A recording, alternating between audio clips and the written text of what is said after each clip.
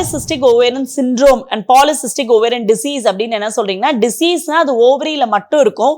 But syndrome அப்படின்னா உடல் ஃபுல்லா அவங்களுக்கு ஒரு மெட்டபாலிக் டிசார்டர் இருக்கும். மெட்டபாலிக் டிசார்டர்னா என்ன மேடம் அப்படின்னு கேட்டீங்கன்னா, உடல் பருவம் இருக்கும், ஒரு பிபி வரதுக்கான சான்சஸ் இருக்கு, கொழுப்பு கொலஸ்ட்ரால் வந்து அதிகமா இருக்கும், சுகர் வரதுக்கான வாய்ப்புகள் இருக்கு.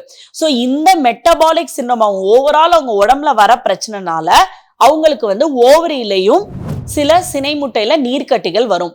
இந்த நீர்க்கட்டி எதனால வருது? இது இன்சுலின் ரெசிஸ்டன்ஸ்னால வருது. நம்ம உடம்புல சுகரோட எண்ணிக்கை கூட இருக்கிறதுனால நம்ம இன்சுலின் சரியா வேலை பார்க்க மாட்டேங்குது. இந்த இன்சுலின் சரியா வேலை பார்க்காதனால சினை முட்டையில நீர்க்கட்டிகள் வருது.